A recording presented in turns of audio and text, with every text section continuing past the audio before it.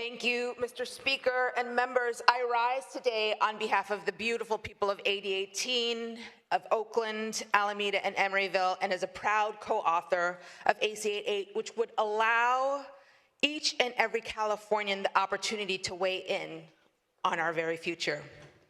The president and the congressional majority have been so focused on implementing the deeply unpopular policies of Project 2025 that they forgot about the will and needs of the people that they serve. Since the policies of the federal administration and that majority are so incredibly unpopular, they decided they needed to rewrite the rules to win.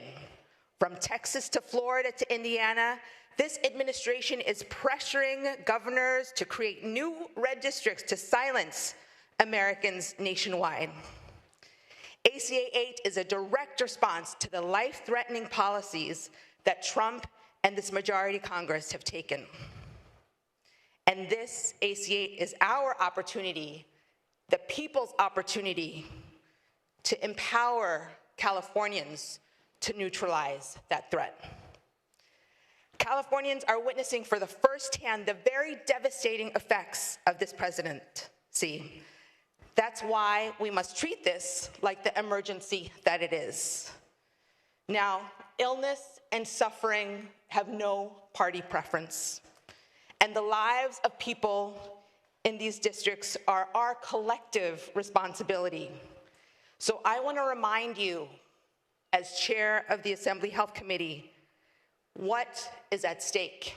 Just this week, our committee has gotten to hear from the public, from our agencies, from healthcare facilities across the state, from our advocates, what H.R. 1, Trump's big, ugly bill, will have, what kind of impact that will have, how it will ensure that $900 billion in Medicaid funding to pay for tax breaks for the ultra-wealthy, how these tax cuts will take care out of reach of many of our seniors, children, and families, how over 3 million Californians could lose their Medi-Cal coverage under the new Republican provisions passed, how over 100 Planned Parenthood clinics across the state may be forced to close their doors, robbing 22,000 people a month of reproductive care, STI testing, cancer screenings, of women's health care, and put out of reach for decades, for the first time, over 1 million Californians who rely on those services annually. Let's be reminded of the fact that our hospitals are rural hospitals as well. Kern Valley Healthcare District, Oroville Hospital, Fairchild Medical Center, and the countless other healthcare facilities that are scraping by as the Trump cuts away at crucial funding for them. How this impacts every single one of our healthcare systems, decimating our ability to provide care for millions of Californians.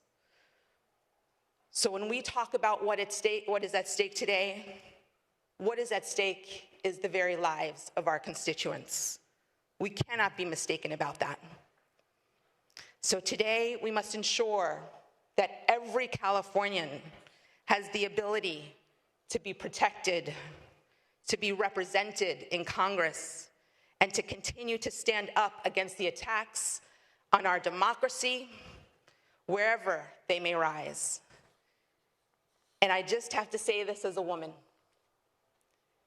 The never-ending executive orders, the insistence on basically taking us back to a time when women have no voice, when our people have not the ability to love who they want to love and marry who they want to marry and have that be recognized and be able to have the care that they need, whether that be abortion care or basic health care. That is the world that this majority Congress is trying to turn us back to. And I absolutely refuse to stand here on this green carpet And let Congress and this Trump administration do that to us, do that to Californians, do that to this country. So make no mistake, we are taking these actions because we are in unprecedented times. 30 seconds. Absolutely. And we must take protective action. With that, I respectfully ask for your aye vote on ACA 8. Thank you. Assemblymember Bonta. Assemblymember DeMaio, you are recognized.